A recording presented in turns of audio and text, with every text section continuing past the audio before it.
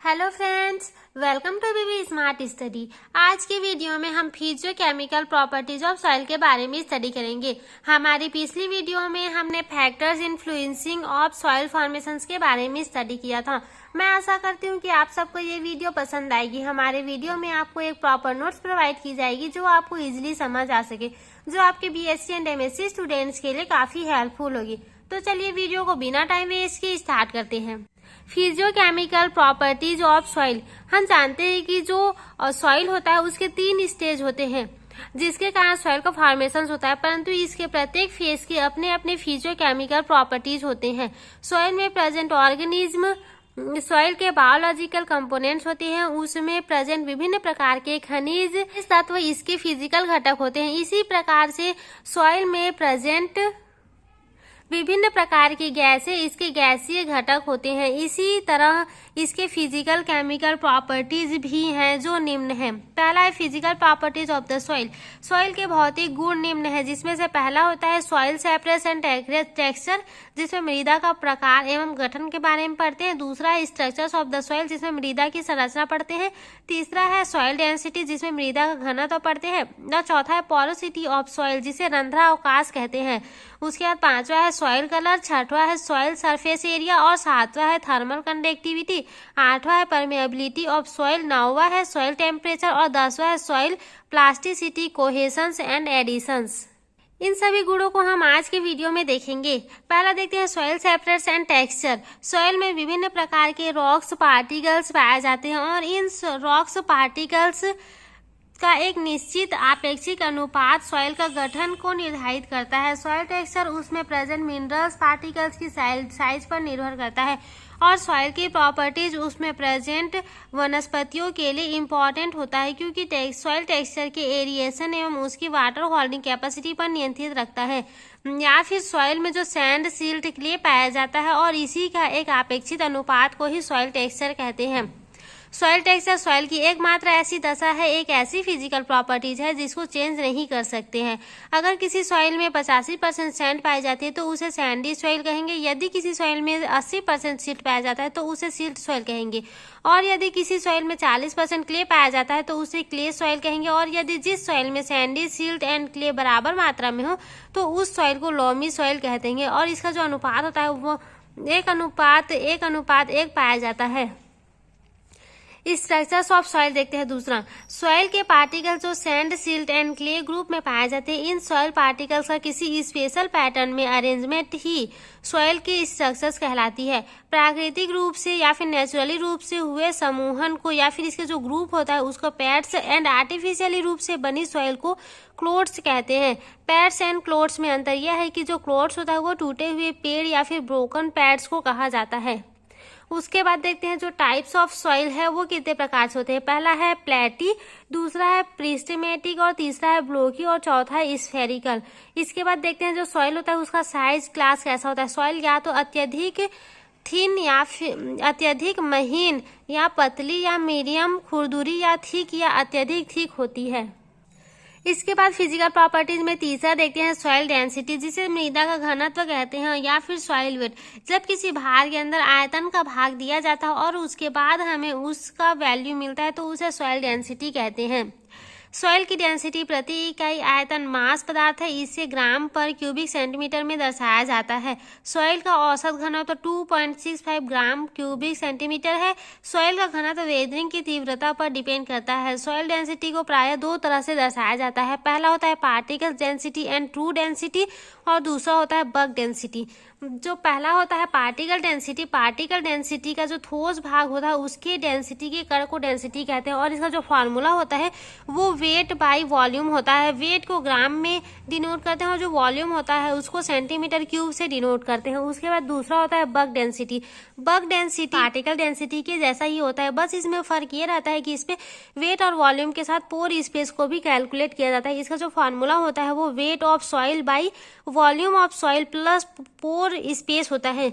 और जो पार्टिकल्स जो सॉइल का औसत होता है एक पार्टिकल्स डेंसिटी का, उसका मिनिमम होता है 2.65 ग्राम पर क्यूबिक पर सेंटीमीटर स्क्वायर। उसके बाद जो बल्क डेंसिटी होता है, बल्क डेंसिटी के पार्टिकल्स का औसत होता है बल्क डेंसिटी इक्वल टू 1.33 ग्राम पर सेंटीमीटर क्यूब। जो बल्क डेंसिटी होता है वो पार्टिकल डेंसिटी का हाफ होता है। उसके बाद फिजिकल प्रॉपर्टीज का चौथा देखते हैं, पोरोसिटी ऑफ सॉइल। सॉइल के यूनिट के आयतन में सॉइल पार्टिकल्स के मध्य एयर एंड वाटर द्वारा घेरे गए स्पेस को पोर स्पेस या फिर पोरोसिटी कहते हैं। या फिर जो सॉइल का आयतन होता है उसका वह % भाग जो पोर स्पेस द्वारा घिरा रहता है सॉइल की पोरोसिटी या फिर पोरोसिटी ऑफ द सॉइल कहलाती है।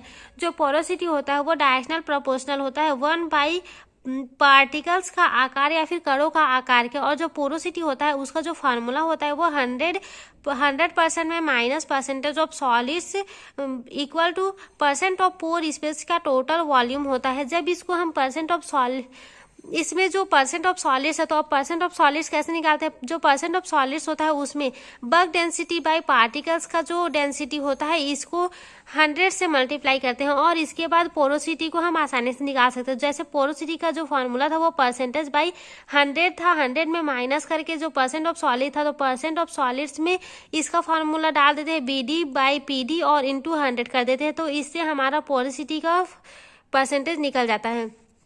उसके बाद देखते हैं पांचवा, देखते हैं सॉइल का कलर। सॉइल में विभिन्न कलर्स होते हैं। सॉइल का जो रंग होता है या तो पेरेंटल मैटर से वंशानुगत इनहेरिटेड होता है या फिर सॉइल फॉर्मेशंस की प्रोसेस के कारण होता है। सॉइल के रंग में विभिन्नता carbonic matters, iron compound, silica, चूना एंड अदर इनऑर्गेनिक कंपोनेंट्स के कारण होता है। जो सॉइल का काला रंग होता है वो टिटैनी, फेरस ऑक्साइड या फिर मैग्नीशियम या मैग्नीट्यूड के कारण होता है। उसके बाद जो सॉइल का व्हाइट रंग होता है वो सिलिका के कारण होता है। जो सॉइल का येलो कलर होता है वो लिम्नोटाइट के कारण होता है और जो सॉइल का ब्लू कलर होता है वो जलमग्न स्टेज के कारण होता है। सॉइल का जो रेड कलर होता है वो हेमेटाइट या फिर आयरन की अधिकता के कारण होता है। इसके बाद छठवां फिजिकल प्रॉपर्टी देखते हैं जिसे सॉइल सरफेस के नाम से जानते हैं। सॉइल सरफेस का एरिया। सॉइल सरफेस का जो एरिया होता है उसको हम directly proportional to 1 particles of soils में करते हैं। तो सबसे ज्यादा सरफेस एरिया होता है वो क्ले का होता है, क्ले से कम सिल्क का होता है और सिल्क से कम सैंड का होता है। उसके बाद सातवां आता है थर्मल कंडक्टिविटी जिसे तापीय चालकता कहते हैं। सॉइल में ताप का फ्लो होना थर्मल कंडक्टिविटी कहते हैं। सॉइल में नमी के कारण थर्मल कंडक्टिविटी बढ़ती है। उसके बाद आठवां होता है परमिएबिलिटी ऑफ सॉइल। सॉइल का वह लक्षण जिसके द्वारा पोर स्पेस से जल की गति मूवमेंट ऑफ वाटर निर्धारित हो परमिएबिलिटी कहलाती है। सॉइल की परमिएबिलिटी पोर की साइज पर डायरेक्ट डिपेंड होती है। मीन्स बड़े छिद्र वाली जो माइक्रोपोर्स होते हैं सॉइल में परमिएबिलिटी अपेक्षाकृत अधिक होती है। उसके बाद नौवां आता है सॉइल का टेम्परेचर। सॉइल की टेम्परेचर का प्रमुख स्रोत सॉइल रेडिएशन है। इसके अलावा कुछ डेड कार्बोनिक मैटर्स के डिकम्पोजिशन से भी हीट उत्पन्न होते हैं जो सॉइल की टेम्परेचर को बढ़ाती है। सॉइल टेम्परेचर सॉइल के फिजियो बायोकेमिकल प्रोसेस को इफेक्ट करता है। सॉइल का जो टेम्परेचर होता है वो एटमॉस्फेरिक एयर के टेम्परेचर एंड नमी की मात्रा, मॉइस्चर कंटेंट्स पर डिपेंड करता है। यह climates, colour of soil, slope, attitude and vegetation cover पर डिपेंड रहता है। जो सॉइल होता है उसका जो टेम्परेचर होता है वो डायरेक्ट एंड इनडायरेक्ट रूप से प्लांट डेवलपमेंट को इफेक्ट करता है। स्पेशल फसलों को स्पेशल मिट्टी के टेम्परेचर के अनुकूल बनाया गया है। एग्जाम्पल्स के लिए जैसे जो सॉइल का टेम्परेचर होता है वो 18 डिग्री सेल्सियस है तो जो एप्पल की ग्रोथ इसमें अच्छी तरह से होती है। और जब मक्का के लिए जो सॉइल टेम्परेचर होता है वो 25 डिग्री सेल्सियस तक होती है। उसके बाद 10वां फिजिकल प्रॉपर्टीज है जिसे हम सॉइल प्लास्टिसिटी, कोहेशंस एंड एडिशंस के नाम से जानते हैं। जो सॉइल की प्लास्टिसिटी होता है वो एक ऐसा गुण होता है जो मॉइस्ट सॉइल्स का आकार बल लगाने से चेंज हो जाता है। जैसे किसी जो सॉइल्स होता है अगर हम उसमें पानी डालने के बाद में अगर हम उसको मिक्स करते हैं तो उसके बाद हम उसको अपनी मन चाहे आकृति में दे सकते हैं। एग्जाम्पल से जैसे जो मटका बनता है वो भी मिट्टी से बनता है तो मिट्टी जब गीला होता है उसके बाद ही उसको आकृति दिया जाता है। इसलिए जो सॉइल होता है उसमें प्लास्टिसिटी का गुण होता है, उसको हम बल लगाने से हम मन चाहे आकृति दे सकते हैं। सॉइल की प्लास्टिसिटी कोहेशंस एंड एडिशंस पर डिपेंड करता है। कोहेशन सेम गुण वाले मैटर्स के अट्रैक्शन को कहते हैं। एग्जाम्पल्स के लिए वाटर की एक ड्रॉप्स दूसरी ड्रॉप्स को अट्रैक्ट करती है और जो एडिशंस होता है वो डिफरेंट कैरेक्टर्स वाले मैटर्स के बीच अट्रैक्शन को कहते हैं। मॉइस्ट क्ले सूखने पर क्रैक्स प्रदर्शित करती है वो कोहेशन प्रॉपर्टीज के कारण होती है। अब इसके बाद देखते हैं chemical properties of soil. Soil के केमिकल प्रॉपर्टीज निम्न है। पहला इनऑर्गेनिक मैटर्स और दूसरा ऑर्गेनिक मैटर्स, तीसरा है कोलाइडल प्रॉपर्टीज और चौथा होता है soil reaction and buffering reactions. पहला देखते हैं organic matter of the soil. यह वेदरिंग प्रोसेस से क्लियर है कि जो aluminium, silicon, calcium, magnesium, ferrous, potassium, sodium की यौगिक सॉइल के मुख्य इनऑर्गेनिक कंस्टिट्यूट है। ये जो इतने ज्यादा जो मैटर्स होते हैं वो सॉइल के अंदर पाए जाते हैं, लेकिन इसके अलावा भी कुछ और ऑर्गेनिक मैटर्स होते हैं जो सॉइल के अंदर पाए जाते हैं, जैसे boron, magnesium, copper, zinc, molybdenum, cobalt, iron की जो अल्प मात्रा भी सॉइल में पाई जाती है। इन केमिकल मैटर्स की मात्रा स्थान स्थान पर अलग अलग होती है। जैसे इस जगह की जो मिट्टी है उसमें अलग अलग प्रकार की ऑर्गेनिक मैटर्स पाई जाएगी और दूसरे जगह की जो सॉइल है उसमें दूसरे प्रकार की इनऑर्गेनिक मैटर्स पाई जाएगी। तो एक ही जगह पर सॉइल प्रोफाइल के हॉरिजन में भी ये भिन्न भिन्न होती है। मीन्स ये जो इतना बड़ा सा जो एरिया है इसमें भी इतना में जो सॉइल पाया जाता है उसमें दूसरे प्रकार के इनऑर्गेनिक मैटर्स पाए जा सकते हैं और यहाँ पर की जो सॉइल होती है उसमें भी दूसरे प्रकार के इनऑर्गेनिक मैटर्स पाए जाते हैं। मतलब एक ही जगह होते हैं लेकिन वहाँ पर भी अलग अलग प्रकार के मैटर्स पाए जा सकते हैं। उसके बाद दूसरा होता है organic matters of the soil. Soil के कार्बनिक कंपोजिशंस ऑर्गेनिक ओरिजिन्स के जीवित या डेड मैटर से बने होते हैं। जब प्लांट्स एंड ऑर्गेनिज्म मर जाते हैं तो उसके डेड रिमेन्स का डिकम्पोजिशन होता है। परिणाम स्वरूप अनेक ऑर्गेनिक कंपोनेंट्स या प्रोडक्ट का जो फॉर्मेशन होता है वो मूल मैटर्स गहरे रंग के ऑर्गेनिक मैटर्स ह्यूमस में चेंज हो जाता है। त्वरित रूप से सॉइल का जो ऑर्गेनिक कंपोनेंट होता है वो carbon, hydrogen, oxygen, potassium, nitrogen, sulphur etcetera के कंपोनेंट से बनता है। कुल जो ऑर्गेनिक मैटर्स का अल्प अंश ही वाटर में घुलनशील होता है। उसमें से अधिकांश भाग एल्केलाइन सॉल्यूशंस में डिजॉल्व होता है।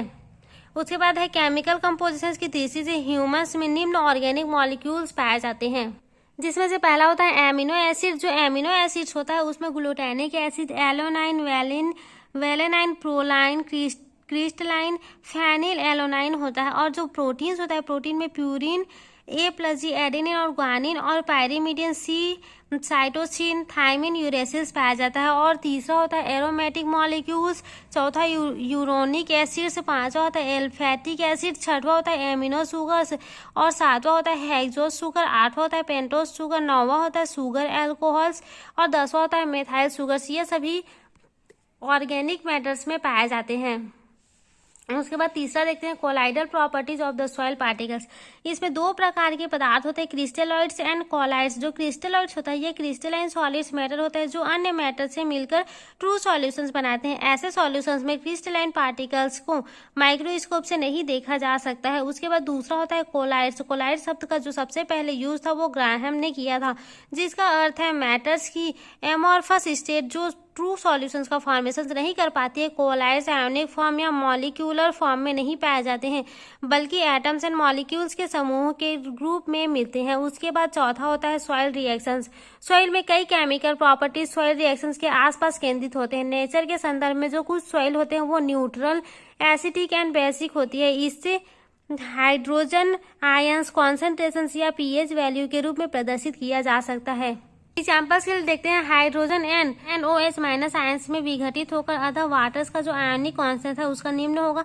Ionic constant of water is equal to H+OH minus by H2O या फिर वाटर।